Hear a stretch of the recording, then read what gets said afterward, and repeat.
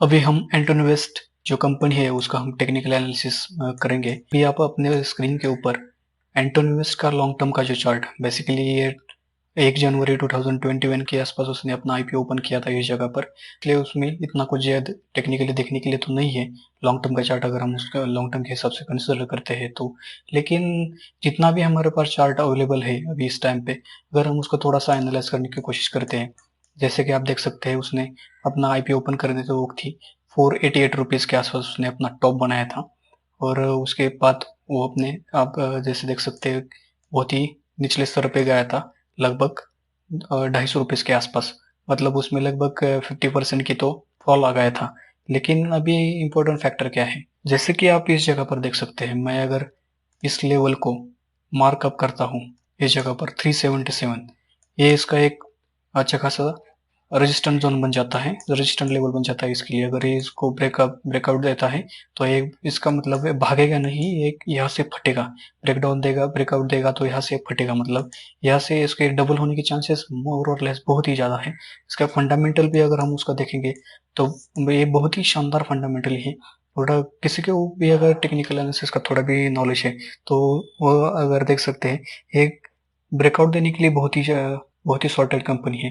आप जैसे कि यहाँ पर देख सकते हैं, अपना जो रेजिस्टेंस जोन है उसके पास ही अपना एक अच्छा खासा एक्यूमुलेशन जोन दे रहा है। अगर यहाँ से ये ब्रेकआउट देता है तो सबसे पहला टारगेट है उसका, यहाँ से उसने गिरना चालू हुआ था 488 रुपये के आसपास।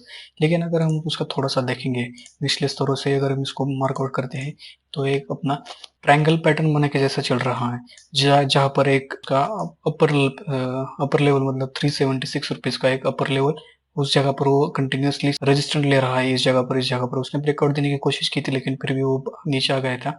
इस जगह पर भी अगर ब्रेकआउट देता है तो अच्छी बात है, लेकिन अगर नहीं देता तो ये जो ट्रेंड लाइन, लॉन्ग टर्म का जो ट्रेंड लाइन है उसको अगर रिटेस्ट करने के लिए आता है 350 रुपीज के आसपास, ये इस जोन पे बहुत ही अच्छी बाइंग रहेंगी। उसके बाद अगर ये ब्रेकआउट देता है, ब्रेकआउट देने के बाद ये इस जगह पर अगर आपको मिलता है इस जगह पर, तो ये बहुत ही अच्छी बाइंग रहेगी। अगर ये नहीं मिलता, इसने इस जगह पर से सीधा पर उसको ब्रेकआउट भी दिया, तो ये थोड़ा सा ऊपर जाके फिर से रिटेस्ट करने के लिए इस जगह पर आएगा, डेफिनेटली आएगा। टेक्निकल एनालिसिस में ऐसा ही होता है। फिर वो अपने आगे की जर्नी डाउ तरीके हिसाब से आपने चालू कर सकता है। अभी इम्पोर्टेंट क्वेश्चन ये है कि क्या अभी हमको सीएमबी में, मतलब करंट मार्केट प्राइस के ऊपर इसको थोड़ा थोड़ा एक्यूमुलेट करने की कोशिश करनी चाहिए या फिर क्या। मैं तो आपको बताना जरूर चाहूंगा कि कंपनी पढ़ते वक्त थोड़ा सा मेहनत कीजिए, बाइंग करते वक्त मतलब उसको इतना तवज्जो मत दीजिए कि वो किस 1% 2% ये इतना तो हो सकता है, थोड़ा सा टॉलरेंस उसको देना चाहिए। आपको इस जगह पर से 10% 20% उसको बाई करके जरूर चलना है।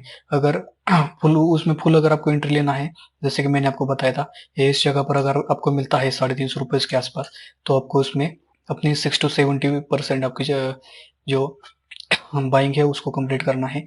और अगर इस जगह से फिर से वो अपना ब्रेकआउट देता है तो ब्रेकआउट देने के बाद आपको नहीं लेना, फिर से वो जब रिटेस्ट करने के लिए इस लेवल पे जब आएगा तब उसके ऊपर हमको एंट्री लेना है। अगर आपको इसका फुल अपडेट वगैरह चाहिए तो डेफिनेटली आप हमारा टेलीग्राम जो है ग्रुप ज्वाइन कीजिए। वहाँ पर मैंने जो भी आज तक स्टॉक्स बताए उसके अंदर जो भी न्यूज़ आती है या फिर टेक्निकली उसमें अगर चार्ट चेंज होता है उसका, अगर आपको एग्जिट लेना है या फिर क्या करना है, वो मैं उस जगह पर बताता रहता हूँ। तो आप डेफिनेटली उस ग्रुप में ज्वाइन कीजिए, डेफिनेटली फ्री है, उसके लिए आपको कोई भी चार्जेस वगैरह कुछ भी पे करने की जरूरत नहीं है। ये दो एंट्री आपके लिए परफेक्ट रहेगी इस स्टॉक में एंट्री करने के लिए। अभी हम टिकर टेप के ऊपर Antony waste handling cell limited का थोड़ा सा एनालिसिस, फंडामेंटल एनालिसिस करने की कोशिश करते हैं। तो देखते हैं, तो आप जैसे कि यहाँ पर देख सकते हैं उसका पी लगभग 23.28%, मतलब बहुत ही कम पी है इसका। पीबी रेशियो भी देखिए 3.6, मतलब बहुत ही शानदार तरीके से अपने गुड बाइंग जोन पे बहुत ही चीप आपको अवेलेबल मिल रहा है इस जगह पर। अभी सेक्टर भी माइनस में है लेकिन ये सेक्टर भी इन्वॉल्व हो रहा है, ग्रोथ स्टेट में है, इसलिए इसको अभी माइनस में दिखा रहा है। लेकिन इसके आगे इसमें पी इसका बहुत ही शानदार है। इस जगह पर अगर आप देखेंगे 100% एनालिस्ट जो टिकर टिप के ऊपर जो भी एनालिस्ट है वो सबने इसको बाई करने की सलाह दी है, तो आपको इसको नजरअंदाज बिल्कुल भी नहीं करना है। पूरा बिजनेस मॉडल आगे चल के देखेंगे, लेकिन बेसिकली ये वेस्ट हैंडलिंग अपना वर्क करती है। अगर हम उसके नीचे देखेंगे फाइनेंशियल ट्रेंड्स वगैरह, बहुत ही शानदार तरीके से अप ट्रेंड में ये 2018 2019 20 एंड 21। जैसे कि आप देख सकते हैं प्रॉफिट 54%, 5%, 6%, ऐसे बहुत ही शानदार तरीके से अप ट्रेंड में ही है। तो एक बहुत ही स्ट्रांग कंपनी, फंडामेंटली बहुत ही शानदार कंपनी है। अभी हम उसका थोड़ा डिटेल होल्डिंग्स, जो होल्डिंग पैटर्न, जो उसके प्रमोटर्स या फिर कुछ और रहते हैं, उनका थोड़ा सा एनालिसिस करने की कोशिश करते हैं। तो देखिए, जैसे कि आप इस अपने स्क्रीन पे ऊपर देख सकते हैं, सितंबर के आसपास प्रमोटर्स ने हमने थोड़ी सी 51% के आसपास से घटा के 46% की है अपनी होल्डिंग्स, और उसके बाद वो होल्डिंग्स 46% ही अपनी करके चल रही है। एक बहुत ही स्ट्रांग पॉइंट बन जाता है, क्योंकि 50% से ज़्यादा अगर प्रमोटर की होल्डिंग है तो बहुत ही जो प्रमोटर रहते हैं वो अपनी कंपनी के ऊपर थोड़ा ज़्यादा फोकस करते हैं, इसलिए यह एक पॉजिटिव पॉइंट बन जाता है। सेकेंडली, म्यूचुअल फंड्स देखिए, म्यूचुअल फंड ने भी 4.4% के आसपास उसने अपनी स्टिक्स बना के चली है। 2% डोमेस्टिक इंस्टीट्यूट और लगभग 28%, 28.52% एफआई इन्वेस्टर्स ने इसके ऊपर इन्वेस्ट किया है, और लगभग 18% के आसपास रिटेल इन्वेस्टर्स ने इसके ऊपर इन्वेस्ट किया है। तो शेयर होल्डिंग पैटर्न तो बहुत ही स्ट्रांग लग रहा है, क्योंकि mutual funds and FI SDIs all are invested in this company, जो क्योंकि एक अच्छा खासा बिजनेस मॉडल होल्ड करती है, टेक्निकल्स भी एक बहुत ही शानदार है इस कंपनी के। इस वजह से बहुत सारे लोगों का इसके ऊपर कन्विक्शन अभी दिखने को हमको मिल रहा है। अभी हम स्क्रीनर.com के ऊपर उसका बेसिक जो रेशोज वगैरह रहते हैं उसको एनालिसिस करने की कोशिश करते हैं। जैसे कि आप यहाँ पर देख सकते हैं, उसका मार्केट कैपिटलाइजेशन 1000 करोड़ रुपीस के आसपास है। जो स्मॉल कैप कंपनी है, मतलब उसको आगे स्मॉल कैप से मिड कैप या मिड कैप से लार्ज कैप बनने में उसका ग्रोथ एक्सपोनेंशियली ग्रोथ हो सकता है। तो हमको इसको जरूर देख के चलना है। लेकिन 19 या 22%, मतलब बहुत ही अच्छे अच्छे खासे बाइंग लेवल पे अभी ये कंपनी हमको मिल रही है। उसके बाद अगर हम उसका आरओसी और आरओई, ये दोनों अगर हम फैक्टर देखेंगे, आरओसी तो 22% और आरओई 16%, बहुत गुड पैटर्न है अभी आरओसी और आरओई का। उसके बाद अगर हम देखेंगे तो प्लेजिंग कंपनी में 0% है। एक बहुत ही स्ट्रांग पॉइंट बन जाता है, क्योंकि अगर कोई प्रमोटर अपना शेयर्स प्लेज करता है तो ऐसे कंपनी में हमको डेफिनेटली दूर रहना है। हमको उसमें एंट्री लेने से पहले बहुत बाकी के फैक्टर देख के एंट्री कर सकते हैं हम उसमें। उसके बाद अगर आप प्रॉफिट ग्रोथ देखेंगे तो ईयर ऑन ईयर बेसिस पे 2.5% उसका प्रॉफिट ग्रोथ है। सेल्स ग्रोथ भी 3% के 3.23% के आसपास है। एफआई होल्डिंग्स हमने अभी देखा था, एफआई एंड डीआईएस होल्डिंग भी अच्छी खासी है। उसके बाद सबसे इंपॉर्टेंट फैक्टर आता है डेप्थ। डेप्थ कंपनी के ऊपर 100 करोड़ के आसपास, मतलब 115 करोड़ के आसपास उसके ऊपर डेप्थ है। लेकिन आपको एक इम्पोर्टेंट फैक्टर क्या है, डेप्थ का एनालिसिस जब भी हम करते हैं तो डेप्थ का इक्विटीज के अगेंस्ट में हमको उसका एनालिसिस नहीं करना है। डेप्थ का एनालिसिस हमको हमेशा उसकी कंपनी के पास कितना रिजर्व है उसके हिसाब से हमको उसका एनालिसिस करना है, क्योंकि कभी भी कंपनी डेप्थ कैसे चुकाती है, उसके पास जितना अवेलेबल कैश है रिजर्व्स में उसके हिसाब से वो कंपनी अपना डेप्थ चुकाती है। तो जैसे कि आप यहाँ पर देख सकते हैं, कंपनी के पास 115 करोड़ रुपए के आसपास का डेप्थ है। उसको चुकाने के लिए 334 रुपीज के आसपास उसका रिजर्व है। तो उसका डेप्ट टू रिजर्व रेशो 34% के आसपास है। मतलब ये कंपनी जब चाहे तब वो डेप्थ भी बन सकती है। और अगर हमको उसको एनालाइज करने के लिए देखना है तो जनरली हम 50% से कम अगर उसका डेप्ट टू रिजर्व रेशो है तो एक हम उसको गुड रेशो देखते हैं। अभी हम एंटोनिवेस्ट कंपनी के ऑफिशियल वेबसाइट के ऊपर आ गए हैं। उसके ऊपर अगर हम थोड़ा सा उसका बिजनेस मॉडल या फिर उसके हिसाब से हम क्या है वो कंपनी का सब एनालिसिस करने की कोशिश करते हैं।